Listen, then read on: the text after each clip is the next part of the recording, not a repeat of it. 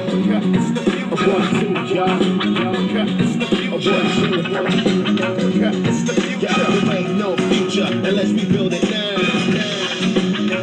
It's the future. A 1, 2, y'all. It's the future. A 1, 2.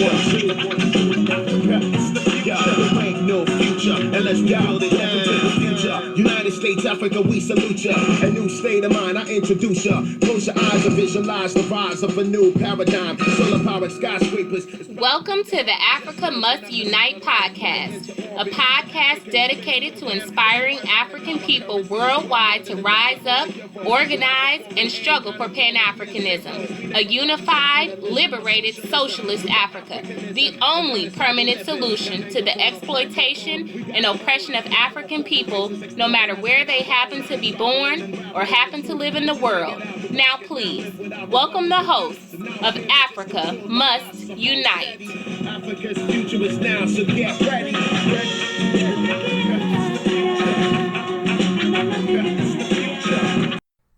Greetings. I am Mama D.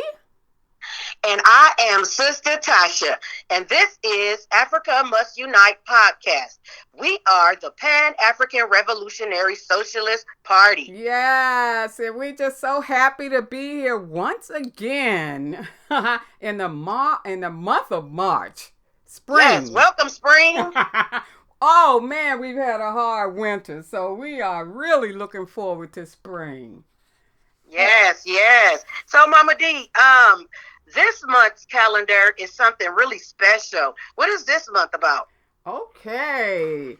So many important dates on this in this month of March. Let's start off on the 1st of March. The British signed a peace treaty with the Maroons in Jamaica in 1739. So, you know, when they signed that peace treaty, it means that they can no longer dominate like they were. They have to come to the table and deal with those Maroons in Jamaica. On the 2nd of March, Angolan Women's Day. On the 4th, Zinzi Miriam Makeba, South African singer activist, was born in 1932. On the 5th, strike by African women textile workers in racist South Africa to protest against slave labor and slave conditions in 1960.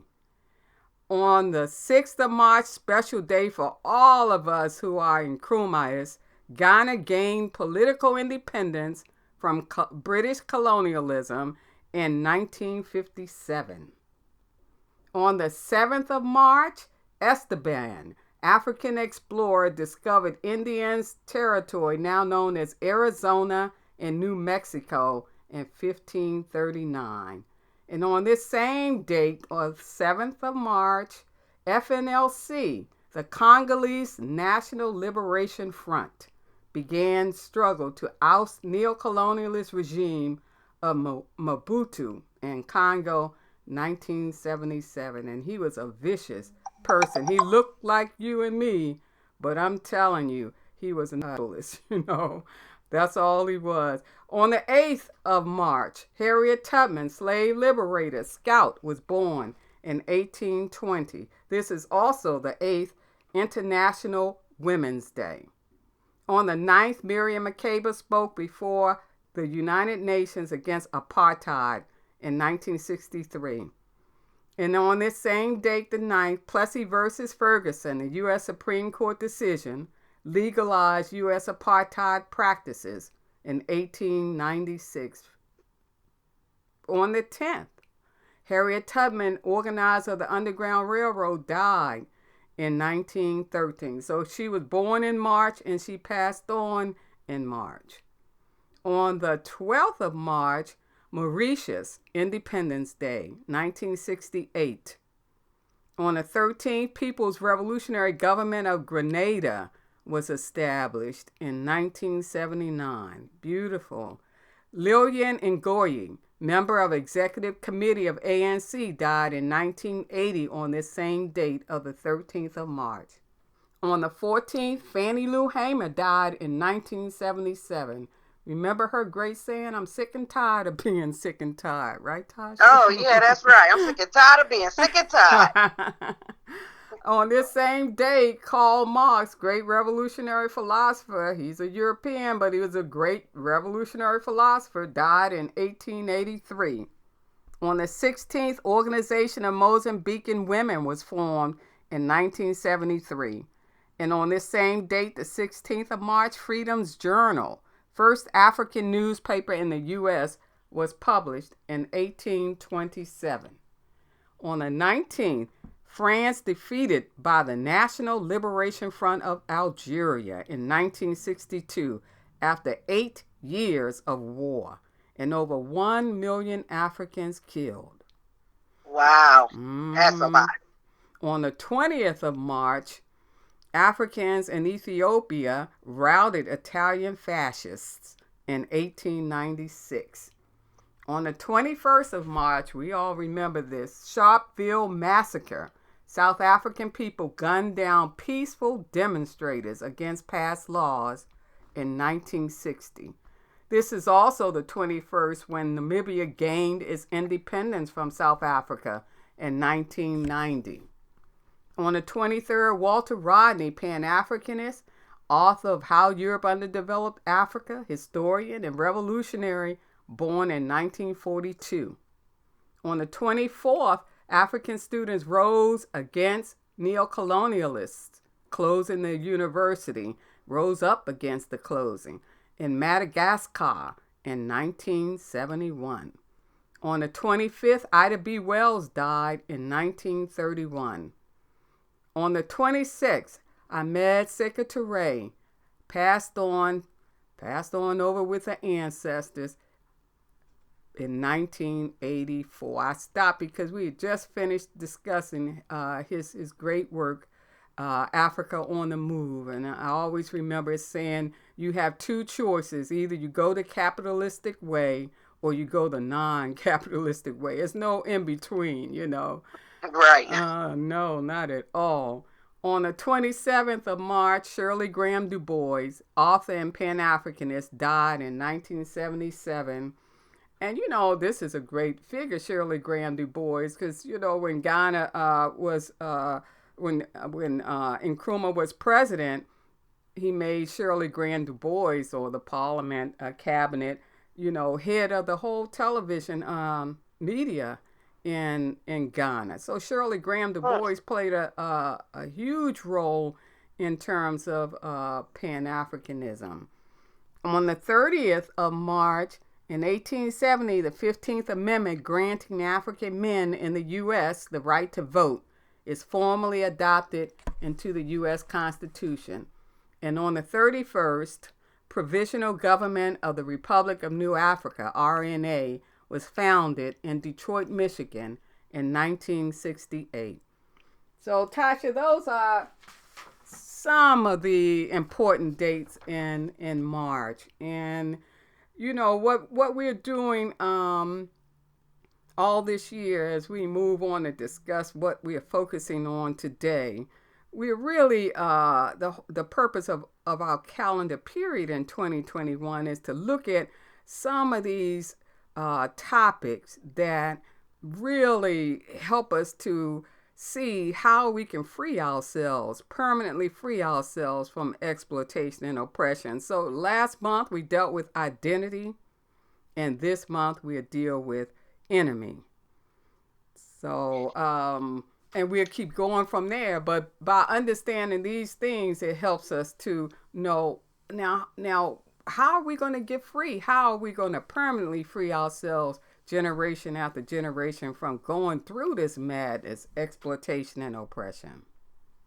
And Mama D, I really enjoy the fact that the calendar also reminds us that we haven't got too far. No. With us going through being in a capitalist society, and just the need to have a whole revolution and just start all over with this, because this system is just reckless. That's right. And yeah, and you just see, like, I'm just thinking about what you said for the 21st of March when you talked about the massacre. Mm-hmm. And that's still talking about even from South Africa. He's still talking about police violence and Mm-hmm. killing so many innocent people. And that's why our point is always, Tasha, that we have to get rid of capitalism. And that's going to be our focus today. And I know, that's on our calendar in terms of these ancestors, not just ancestors, but some still alive, our heroes and heroines who remind us of that all the time. Yeah. So looking at our calendar for March, we have two significant African revolutionaries. One of them is Angela Davis. And Angela Davis quoted, "Racism cannot be separated from capitalism." Angela Davis overcame her humble beginnings to become one of the world's important African thinkers. After being dismissed from her position at the University of California in Los Angeles, she was dismissed for her radical teachings. Davis continued her revolutionary ways as a member of the Black Panther Party and the Communist Party. So in 1970, she became the only third woman in history to appear on the FBI's most wanted list when reactionary authorities charged her with conspiracy when an attempt by armed militants to free political prisoner George Jackson ended in a shootout. You remember that, Mama D? I remember all that in terms of her during that time, and she would go through that courtroom when they finally caught her, and she raised her fist up in her Black Power sign, Yes, and, yes. yeah. But in 1971, she was acquitted of all those charges. And today she still remains a soldier for African people and all exploited and oppressed people, as well as she's a really strong voice against the prison industrial complex. Yes, indeed. Yeah. And then we also have Samora Machel. Mm-hmm. Yes. He said, Africanizing colonial capitalist power will rob our struggle of all meanings.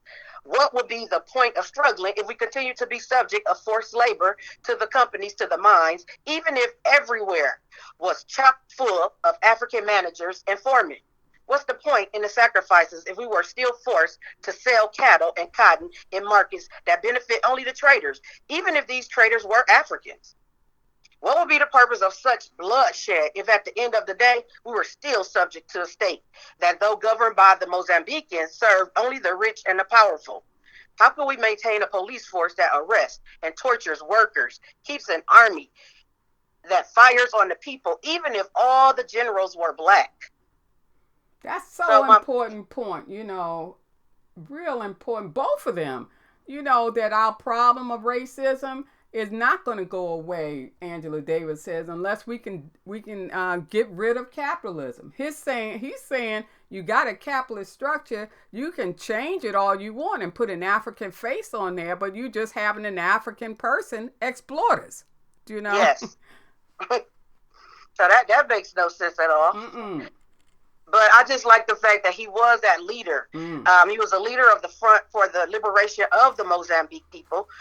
He was an architect of the guerrilla struggle against Portuguese colonial rules in Mozambique, and was a critic of Africans who internalized the values of the enemy. Mm-hmm. Yeah, he was a powerful, powerful figure, in Mozambique. In Mozambique, you see these countries now, Tasha, they're going through so much. But, you had these heroes and heroines, revolutionaries, really struggling for their people. Now you see so many who just want to struggle to be the puppet of the neo-colonialists in their country. And it's a very sad thing, but that's all right. All things change. Things going to change. I mean, the whole purpose we serve is to serve our people, to free ourselves, to free our land of Africa. And so, that brings us to what we're talking about today. And, I woke up thinking, Tasha, that it's so important to know who or what our enemy is. We know something is wrong because we all, you go to the person in the street, they know something is wrong. We experiencing pain. We say, well, God, dog, why are we experiencing all this pain? Why are we suffering? It's like when you're sick, but you don't know why. You have to find out. You don't know exactly what that cause is. That's you right. just know that you're sick. That's right. You have to find out exactly what you said, Tasha. what's causing a sickness before you can recover from your illness, before you can heal yourself, before you can deal with a cure. And so, we as African people have to find out what is causing the pain and suffering of African people worldwide. And we have to know who or what that enemy is, because whoever's causing our pain and suffering, whatever it is our enemy. And so, for us to recover, we have to know that. So our discussion today is focused on the enemy. Very important. And a starting point for this whole discussion is the question, what is the principal cause of fairness and unfairness, exploitation and oppression in a society? And, we say to talk about the enemy, we have to first talk about that which is primary, most important in the lives of all people. And that's the economic system, the act of producing what we need as human beings to survive. And because, it's the production process that provides food, clothing, shelter, or we would die. So, what's primary for us is those that production of those things we need to survive as human beings. And some economic systems are inherently fair and some are inherently unfair. In other words, economic systems whose primary purpose is just, Tasha, providing for the health and welfare of the people, those who, that kind of economic system that puts the people first, these economic systems are fair. But those economic systems whose primary motivation is just accumulating wealth for a handful of people, it's a society you see that is totally unfair. So the point is that all economic systems shape the way we think. We are all born innocent, newborn babies and get shaped by our environment because we are social beings. We survive by coming together and producing together, and that helps us, begin to think and that sort of thing a certain way. So, we are social beings shaped by that which is primary in our lives, and that's the economic system. So if that's unfair, you're going to have unfair ideas all the way through your society. You're going to say, I'm better. He's not. She's ugly. I'm cute. You're going to have all those unfair ideas produced because you have that unfair economic system. And Samora Machel, you were just talking about him. He taught us that we have to all the time remember that it's not the man or the woman, it's the plan. It's the economic plan that shapes us. Not the man, it's the plan. That's right. He has this wonderful quote about the oppression does not come, quote, the oppression does not come about because the local or senior administrator or governor is an evil, hard-hearted man who takes pleasure in exploiting us. Generally speaking, and in individual human terms, they are no better or worse than anyone else of any other race. They are what they are by virtue of the position they hold within an economic system. So, it's the plan, the economic plan that shapes you. You get up there and you ruling over everybody. You become convinced, this idea comes in your head, I must be the greatest. I must be the prettiest. I must be, you know what I mean? So, it's the position that you hold, he's saying, that shapes the way you think.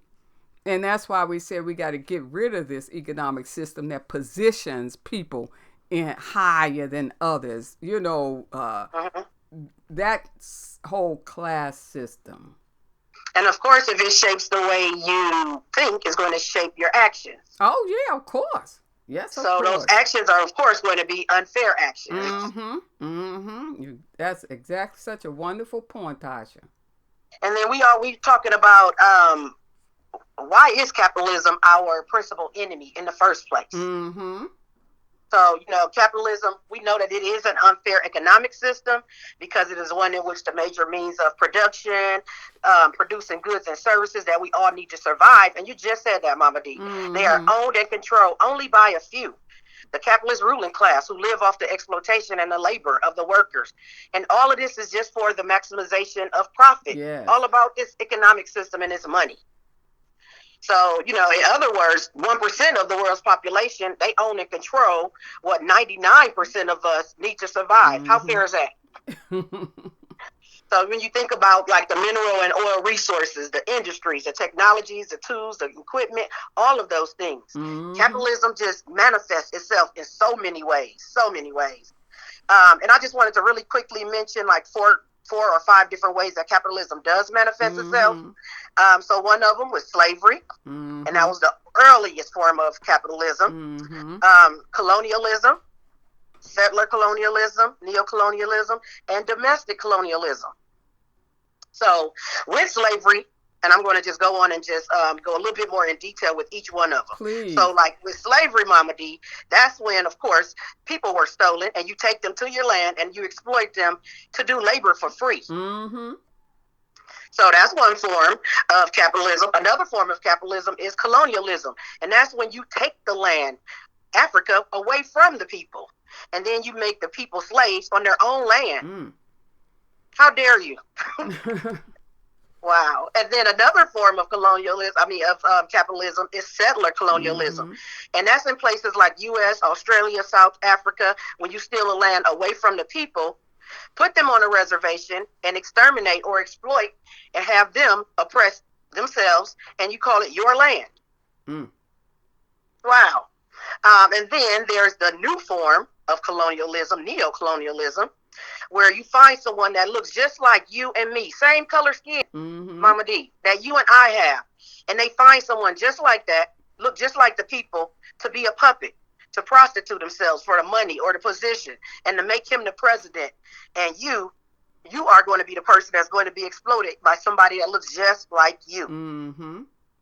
That's just unreal. And the capitalists living outside of a country, like a state or country in Africa, they're pulling the strings. They're gaining. You just can't see them. That's why we think of puppets, like they pulling the strings of these African people who look like you and me. And the crazy part, Mama D, is that they don't even live in Africa. No. You're controlling leaders. For the leaders in Africa control the people, to control the people, and you don't even live in Africa. And the thing about it, Tasha, is we see in a capitalist reality, we see little models of that all the way down. I mean, you see people in institutions throughout the U.S. or throughout the world, who are like big boss men acting like the capitalists and pulling the strings of those who work under them, and trying to tell them what to do and how to do it. And so you have capitalism replicating this model all the way through a society. And it's a global capitalist world, so all the way through the world today. And it's just amazing that like all of these forms of capitalism, all these different forms, they continue to surface in different ways, in new ways. And so that part is that's just amazing to me how strong this system is. Yeah, and how it has to be eradicated, and it will. And people who live inside capitalist countries think they have it made, but capitalists exploit and oppress their own citizens within their own capitalist countries, and that's why Osagyefo, Dr. Kwame Nkrumah, and Malcolm X called it domestic colonialism. You exploiting your own people within your own capitalist territory. Right. But regardless, going back to our calendar theme for this month, the enemy, capitalism in all of its manifestations, is our enemy. Yes. So that is extremely important that we need to remember. So, Mama D, we're talking about this ruling class and the capitalism and the right to take other people's land. Who gave these people these rights? And that's something. So I think about that a lot. Like, who gave you the right to think that it's okay to come and take control over someone else's stuff exploit someone else's people. Like, who gave you this right? Mm-hmm. You know, it wasn't the people. Mm-mm. Was it like a positive life force or the universe? Was it God? No, it was nobody. No one. They stole it from the people. Stole it. Right Africans, from the people. yeah. They stole it from Africans and Native Americans and others. Mm-hmm. You know, then you have the capitalist forces. They force those people to work to survive and exploit their labor. Mm-hmm. You know, and oppression is always the handmaiden of exploitation, because you have to keep a people down in order to continue to control and exploit them. Mm-hmm. You know, so of course you're going to lie to the people. You're going to tell the people that this is the position that you should be in. Yeah. You know, you're going to tell them all of these stories that makes absolutely no sense so that you can have control. Mm-hmm. You know, and just the fact that we're continuously always the workers and not the owners, and for them to tell us like, oh no, this is God's will, it should be this way. Mm-hmm. Or we're not working hard enough, or we're not smart enough. Mm-hmm. So it's important that we are working for other people. Mm-hmm. You know, it's just so amazing to me how this system just continues to reproduce itself. Yeah. And I just see so much, especially with this month's calendar, how it's important to do something about this. Yeah, and you know, people say, well, we got to fight this fight, but you know, we be fighting every generation until we get rid of capitalism, because it's birth children. It gives birth to, you know, racism, national oppression, gender oppression, what we call sexism. It's giving birth to. It's like a fire, you know, that you keep feeding, and so, you know, it's not, these problems are not going to go away. So oppression is not going to go away until you get rid of capitalism, and that's why, you know, Angela Davis, you just read about, links both of them together. Racism and capitalism go together. You know, they intertwine. And and you know, all these lies they tell us, Tasha, you know, if we keep being ignorant of our history, that's why we say we always have to teach our youth. Then, you know, we may even begin to accept the lies and say, I don't want no African coming to fix nothing for me, you know, or you be saying, oh, you know, you ugly, you dark and ugly. You know, you begin to accept the lies that are told to us to keep us in place, you know, and we begin to hate ourselves. Yep, and I think that's why it's so important that at a young age that we do educate our youth, because, you know, they will love to keep us ignorant of our history, so we can accept those lies and continue with the oppression. So that's why it's so important to make sure that we are educating each other, educating our babies.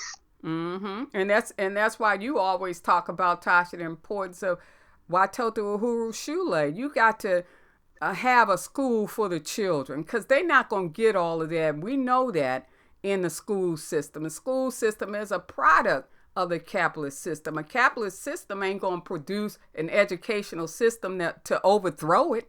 You know what I mean? It's going to shape it so that it can maintain its power position in society, so it can have a lifeline, capitalism. So whether you talk about educational institutions or other institutions, they are small replicas of capitalist reality, because, you know, capitalism gives rise to political and social realities in society. So we're not surprised that our children not getting the kind of history we want them to get about themselves. We're not surprised, you know, like if they talk about slavery, they don't talk about the Africans who are the slaves. They talk about somebody else that's going to rescue the African or something. I don't know what is going on, but I do know why it's going on, because it's going to give a longer life to capitalism. And that's why we got to say, you know, we got to get rid of this madness. And one last thing we want to talk about, well, one kind of important thing we hit on before, and that is a question about what is the external and internal enemies of African people. And, you know, Kwame Nkrumah, first president of Ghana, and we always say, Tasha, foremost proponent of Pan-Africanism, described the negative impact of capitalism by using and discussing the terms external and internal enemy that's created by this vulturistic capitalist economic system. And he explains that this enemy will always spawn, give birth to an enemy within our own ranks. People who look like you and me, as you were talking about, but who act in the interest of our principal enemy, capitalism. And, one name for them is the African bourgeoisie, but Nkrumah refers to these groups of Africans as the internal enemy of the African Revolution. And he refers to the capitalists in all of their manifestations as the external enemy. And both have to go. Because you got to get rid of these people who are allowing the capitalists to exploit us, and they don't even have people in their countries, don't even have libraries or running waters or toilets in their home, and you are facing war. So many African countries today, Tasha, are at war, and you got protests and things going in Senegal and the Congo, Democratic Republic of the Congo, CAR. Nigeria is struggling. You can think of so many people, and then you got, poor Mozambique that Samora Machel and others gave all their energy to. Now, dealing with ISIS and inviting the U.S. and South African mercenaries to come in. We could talk all day long about poor Africa and how we have to deal with rescuing our land and getting control of our land. But you see, you got to stop me. I done gone off, haven't I? No, I mean those were really pertinent examples of what we're talking about. So no, that was fine, Mama D. But so that's the external, the internal enemy he talks about, this puppet group. But Amilcar Cabral and others talk also about another internal enemy that not only those who act in the interest of the principal enemy, capitalism, and exploit their own people, but he talks about those of us who struggle because we've internalized the toxic values of our enemy, and we act on those values. That's a whole different layer. When you talk about internal enemy, that's the enemy getting inside of the enemy's values, getting inside of each one of us. And we live in a global capitalist world. None of us going to be exonerated from that. We all going to show at some point some reflection of those negative values, because we say we are shaped by capitalism. We live in this global capitalist world. It spews out its toxic value system to all of us 24/7, and it wants to shape us to be like the capitalists. And it does shape so many of us to be what? Individualistic, selfish, anti-human, anti-collective, and anti-egalitarian. And these are poisonous values, and they have negatively affected us all. And the worst of them is individualism. You're just thinking about yourself, like those people who say, I'm not even going to wear a mask. It's my individual right. Bump if over 500 million people just in the U.S. are dying. I don't care. I don't have to wear a mask over my face. That's individualism. And Ho Chi Minh writes, I love this quote, born and brought up in the old society, the capitalist society, we all carry within ourselves to a varying degree traces of that old capitalist society or that capitalist society in our thinking and habits. The worst and most dangerous vestige of this capitalist society, this old society, is individualism. And that's true, isn't it? I mean, because the number one principle we think of is, humanism. Treat people like you want to be treated.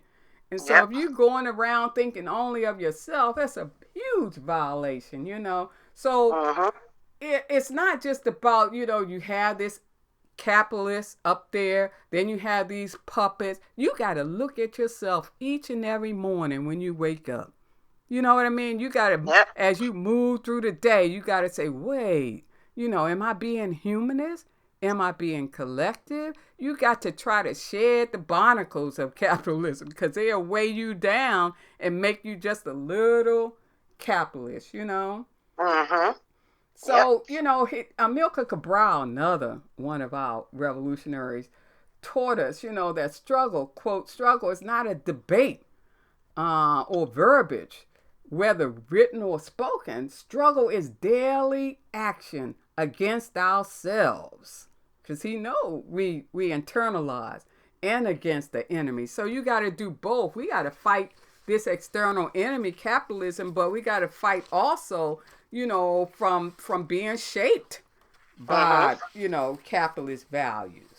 Wow, that's something else, Mama D. How capitalism is so strong, it's getting to you internally and externally. Oh, Isn't that something? It's something, because you look at TV, you look at, you know, every time you walk around and the people that you meet, the workers that you work with, all of them are, you know, so many are sharing and showing and, you know, exhibiting, and we too, some form throughout the day. And that's why you got to watch your own self, you know. It's like you got to watch yourself when you wake up in the morning and say, come on now, I got to remember my principles as I go through the day. So you know what? One thing I do, Mama D, is I have on the mirror that I know I'm going to go to every day, and I have humanism, egalitarianism, and collectivism. I have those three things on the mirror, and you know, I do have to do a daily check and ask myself, am I being a humanist today? Did I work as a collective? Am I giving everyone an equal chance? And you know, even then you're going to make mistakes, but you're going to catch a lot of them that way, you know, because, you know, I forgot. I used to always ask Terrence, what's the song, you know, who sings the song that says we are born in a system that, we are part of a system that we are born to destroy. So being a part of that system, you know, we're going to share or exhibit, even though we fight our hardest, sometimes these toxic values of the capitalists. But, you know, that's going to be real until we destroy capitalism. And in our conclusion, as we're talking about destroying capitalism, you know, we see the true nature of capitalism more today than ever before. You know, the waste of human life, the placing of the individual before the collective. So, you know, every day when we wake up, we must try to scrape that dirt off, scrape the dirt of capitalism off and the grime, you know, from our minds. Every day when we wake up, we must remind ourselves, you know, just like I said, when I look in the mirror, of those principles of humanism, collectivism, and egalitarianism. You know, every day we must push the positive, and we must show our people and the society that we hope to, and that we hope to bring into existence. So, you know, and for the people of our society, we really hope that the 99% of us, it's not about, well, actually 100% of us, I should say, because it's not about me. It's not about myself or I. You know, it's about us, ourselves as a collective. It's about we. That's true. That's so, true. You know, yeah, and we know capitalism is corrupt, it's corrosive, it's contaminated, and it must be destroyed. So, and Mama D, another thing too is, for some people to think that they're exempt from this, it doesn't matter where you are. African people scattered all throughout the world, wherever you are, you know, they're being still exploited and oppressed by some form of another of capitalism. So, you know, we have to make sure that we are doing our job and our due diligence to help build, you know, the socialist Africa, to contribute to our, you know, the socialist world that we really would like to have. Yeah, and you said a good point earlier, and that is that, you know, you have to show our people and not just talk about it, you know, because somebody will say, I heard Mama D, she was just saying this and this and this, but I saw her the other day down there on King Avenue, you know, down there in Krumah Circle, down there, and she wasn't acting like she was talking, you know. So, you know, we got to really demonstrate and show by our actions, our people, that there's another way, you know, that we can have a different kind of society. And so they can help us in struggling to bring about this different society. And Tasha, you hit on another good point, because we always say for us the quickest way to free ourselves from exploitation and oppression is working to bring into existence Pan-Africanism. You said a unified socialist Africa. It's the quickest relief that we can bring. And that is our objective, and that is what will be talked about next month. And we hope you join us next month. That's going to be a nice, deep discussion, we hope. Yes. So, in subsequent months, and at the times, and with the help of our invited guests, we are going to also, like you just said, Mama D, discuss various revolutionary messages from other warriors, guided to uplift our African people. So we want you to join us next month, when we will highlight the messages from Shirley Graham Du Bois and Kwame Ture on the topic of objective. Oh, that's going to be good. Meanwhile, you can also visit our website, PanAfricanRevolutionarySocialistParty.org. Email us at panafricanprsp@gmail.com. Like us on SoundCloud.com. Visit us on YouTube, or leave comments on our Facebook page. Yes, and remember, organization is the key. Join us, the Pan-African Revolutionary Socialist Party, or some other revolutionary Pan-African socialist organization. A union of African socialist states is on the horizon. They don't mind you giving the latest rap. They don't mind your being whole. They don't mind your being bitches. They don't mind your being whatever image that Viacom and BET can come up with. But they don't want you to know that you're the one who can redefine civilization if you take time to do it. It's a guerrilla funk orchestrated counterattack. Formulate and infiltrate them so the people react. See, if I was wicked, I would pick and stick to a plan. To rule the world and trick them, this is how it began. See, I'd have to find a way to keep the people enslaved. Behave, teach the babies, it's my way of the grave. And start with the body, work and labor for free. And give them fake religion so they worshiping me. I see you when the free labor play out, I let it go. But only after I made enough to control. Then I tell them that the afterlife is better than this. And that they should love their enemies when faced with contempt. I persist with some history that I would rewrite. In a school system where I keep the money too tight, I let them all know just where they belong in my world. Turn the boys into felons, making hookers a girl. Swirled up in my plan, build jails to keep all my prisons full of niggas, have them working for free. See, with ghetto economics in check, I keep them broke. Teach them only to respect sports, music, and dope. Control the content of lyrics, not only the sound of sex, dope, and murder in a song is allowed. Tell them niggas ain't shit, every move that they make. And that black is dirty, so they never try to be great. Can you relate? I'd laugh, watch them murder for scraps. Set it up so they die over crack I provide. Do it right, and I see they try to be like me. Try to be the biggest G up in these murderous streets. I teach manhood means how many women you fuck, how many babies you can make responsibility duck.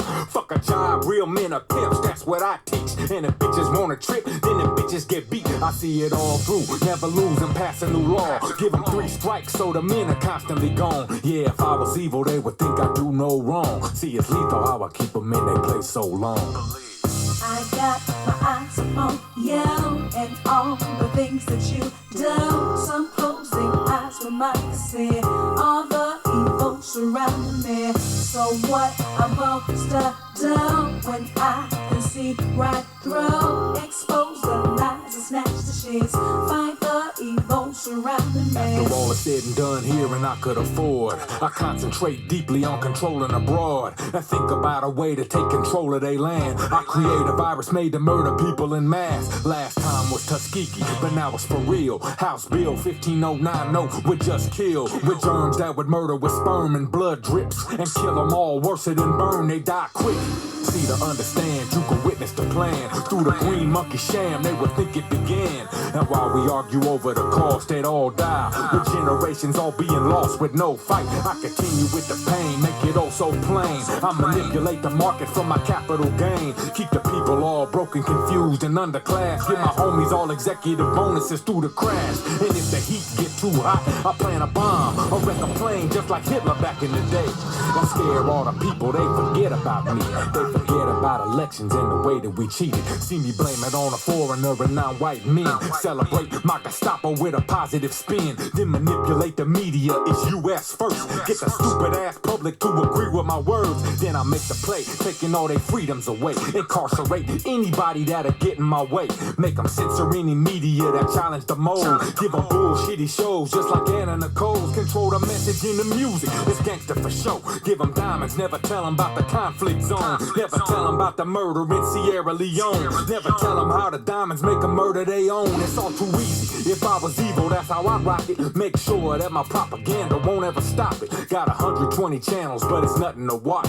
Now 11:55 be the time on the clock. But